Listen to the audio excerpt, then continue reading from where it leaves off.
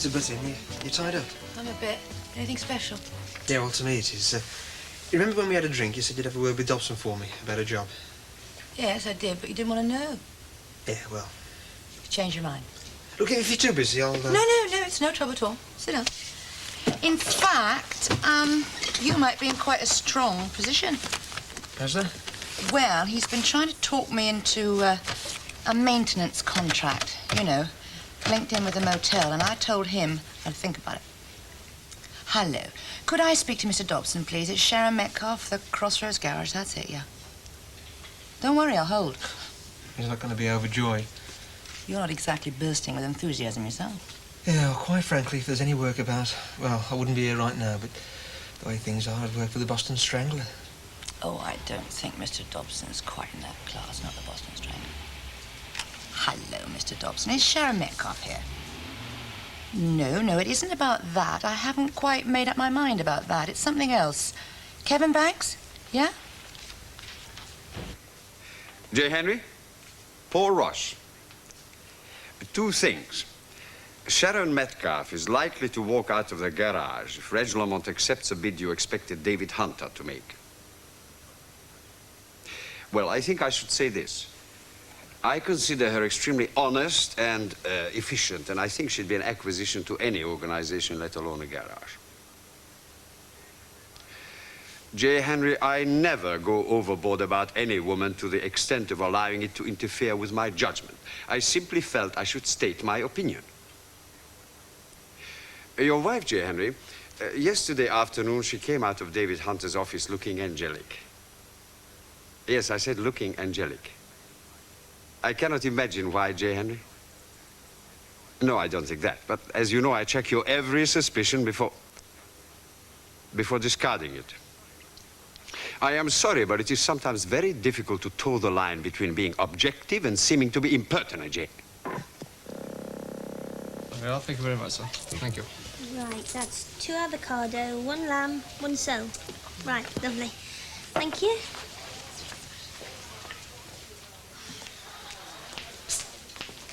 What are you doing here? Can I give you a kiss? Keep you happy. Yeah, you said you were coming at 2 o'clock when I'm finished. What are you all dressed up for? Yeah, oh, that's it. That's what it's all about. I might not be able to make it. Got an appointment. What, for a job? Possible one with Dobson. Think he'll give you anything? Why shouldn't he? Well, after all that union business. Yeah, well, that's past history. Anyway, he's agreed to see me. If he was going to say no, he'd have said it straight out. Besides, he owed Sharon a favour. What, Sharon Metcalfe? Yeah, she was the one who fixed it all up. So, if I'm not here for 2, don't worry. Shall I be in the nearest pub celebrating or throw myself in the canal? Don't expect me to pull you out. Good luck, it'll be all right. Fingers crossed, eh? OK, Ta-da. Look, it's all diagrammed in there on the last page. Hello, Paul. The last page is the index, Sharon. Well, the last page before the index, Sid. Shall I come back? I'm only drifting by. You're very lucky you can drift. I'm sinking.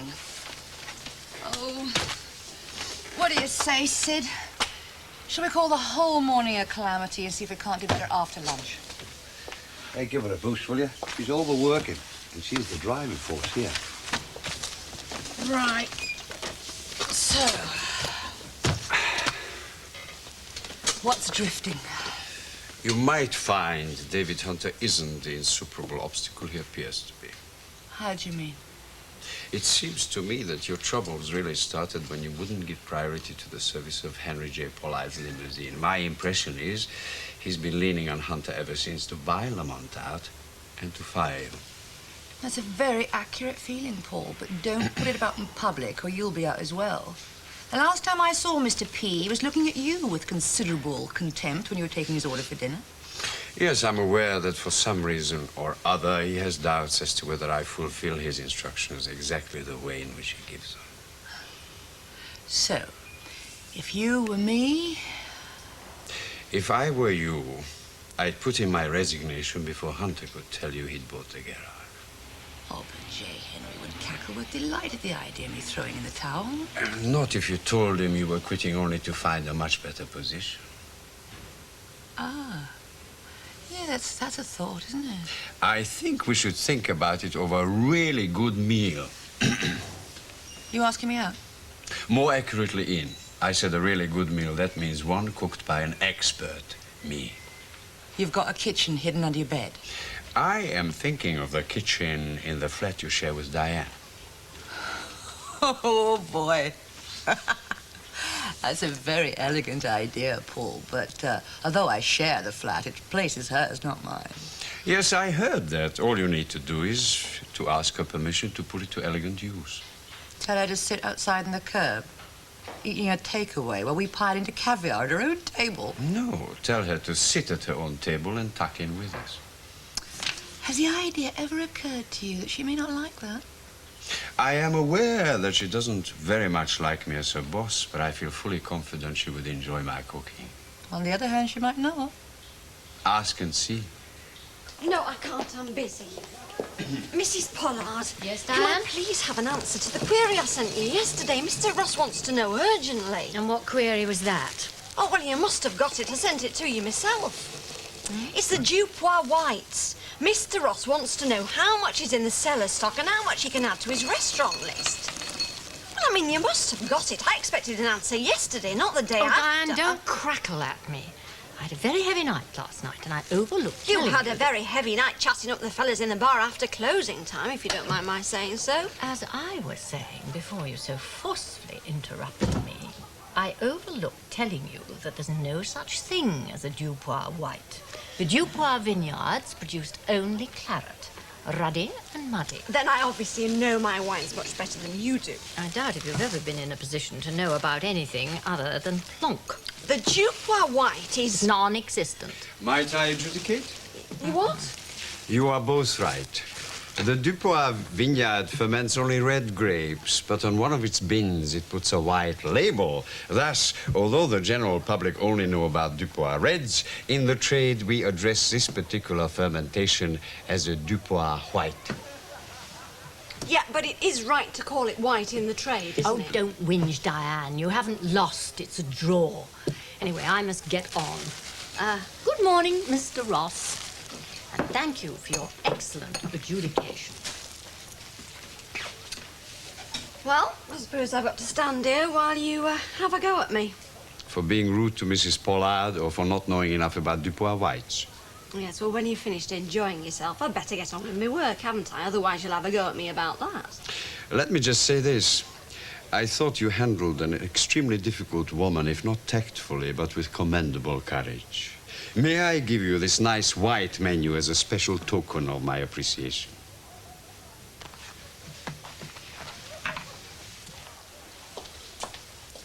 Here's a joker outside. No cash, no card. He's just filled up. What is his excuse? Well, he said he changed his clothes, forgot to remove his wallet and his ready. Oh, where have I heard that before? Is it genuine, do you think? Well, I don't know. Maybe he goes around doing this all the time, see? If so, he's got a pretty polished act. Right, I'll go out and deal with him. Here, catch. Don't say I never give you anything. It's early, isn't it? You complaining? Like hell. At least it's all yours this week. Huh? You've paid Benny off, haven't you?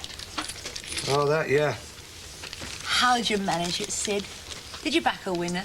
Listen, with my luck, I couldn't even pick the winner at a state funeral. Right, I'll go and sort that man out.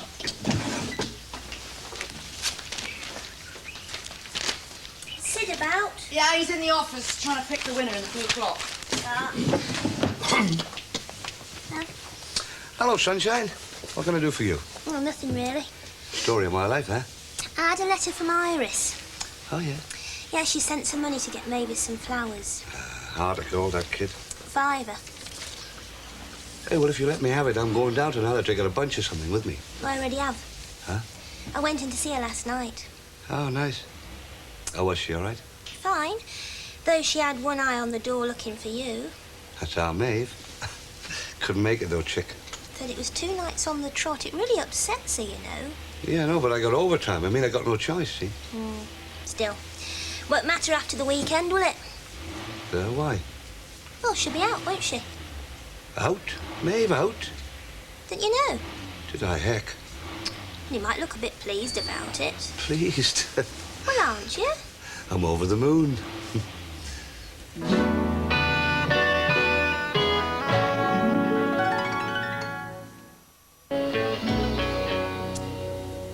Bet he loved you. We didn't like it. but I've been done before. So I told him he could either leave that till he came back with the cash or his car. He chose that, didn't he? You're a hard case, Sharon. I am famous for it, Sid. Oh. Hiya, Sharon. Hi. Hey, are you going out to lunch? I am. Do us a favour. I want to stock up. Right, hang on just a sec. Okay, now. Here's the bag and the money. Lovely, what do you want? You think? I want some bread, butter, tin of tuna, Ooh, wait till live it up, are we? some cooking oil, Yeah. bottle of soy sauce and half a cabbage. Never do anything by half. Oh, and will you get me a tube of tomato puree and some spaghetti? Spaghetti. Has Modern finished? Yeah, I think that's a lot. Listen, you get it, okay, and I'll come in this afternoon and pick it up. Whatever turns you on. What's wrong with Benny, do you know? How do you mean? Well, he seems a bit quiet. Yes, I noticed that as well. Huffy, even. Probably business worries weighing heavily. Business? What business? Sid, what business?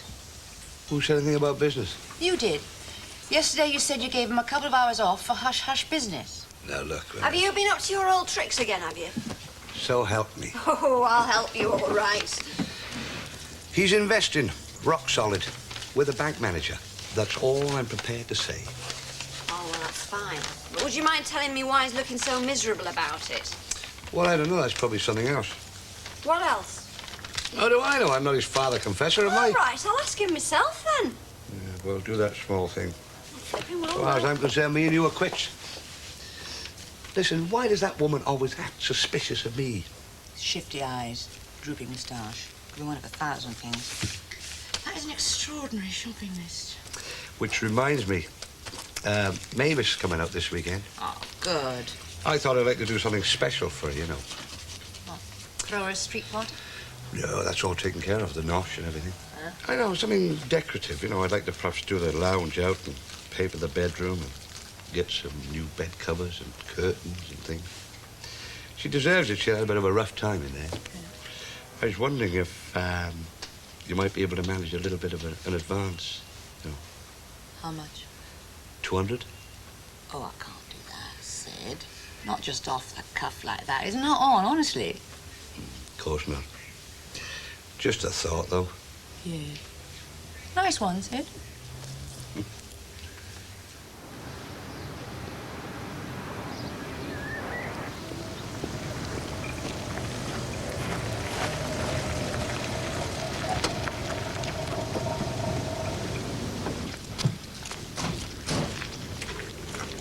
Excuse me. Could you tell Mr. Dobson why I've got an appointment? The name's Banks. Okay. Right, Stan, how's it going?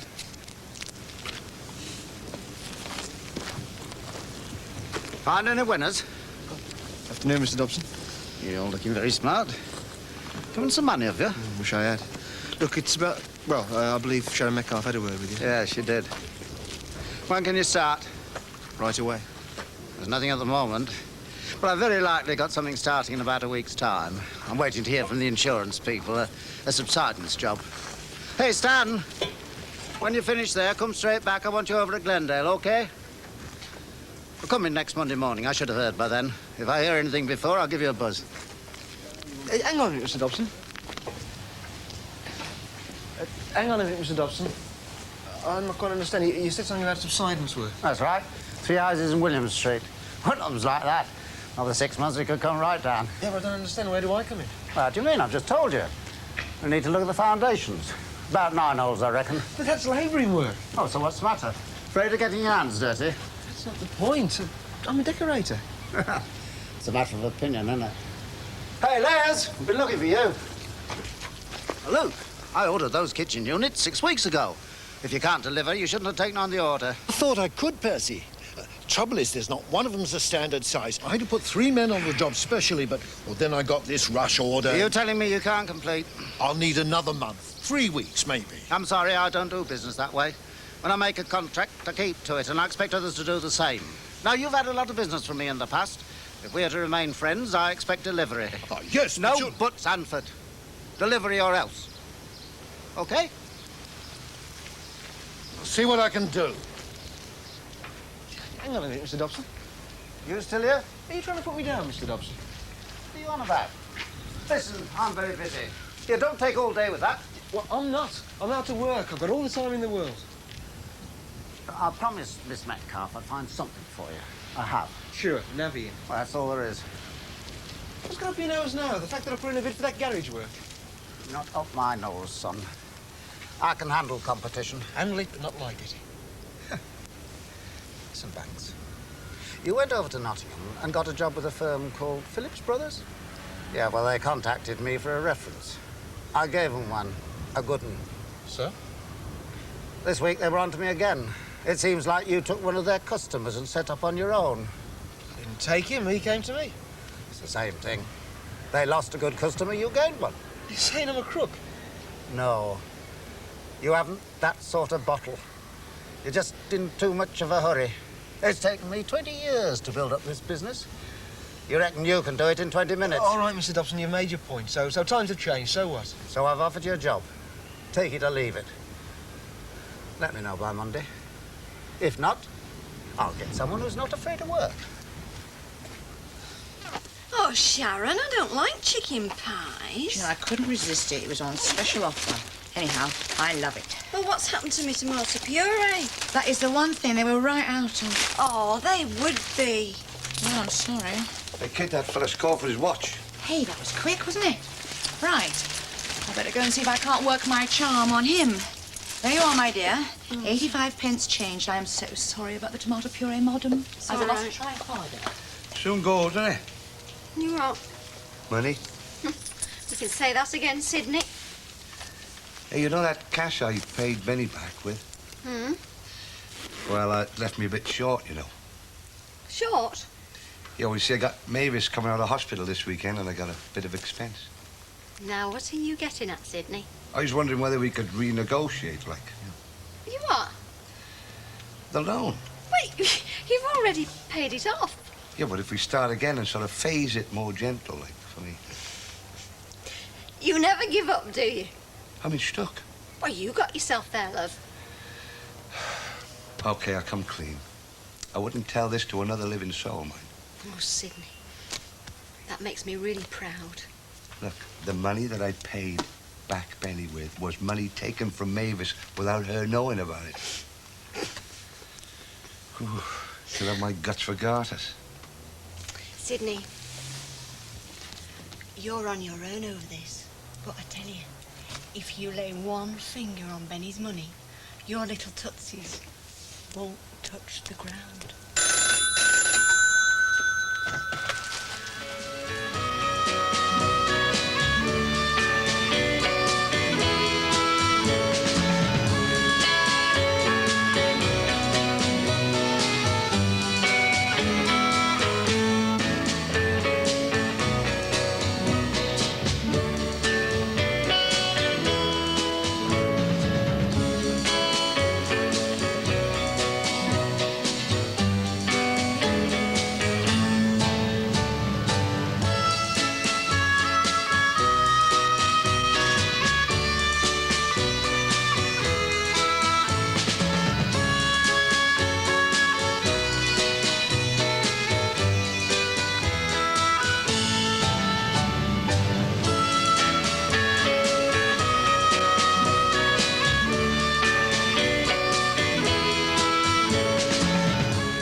Hello, Maeve. Hey, love. Of course, I'm looking forward to seeing you, Maeve.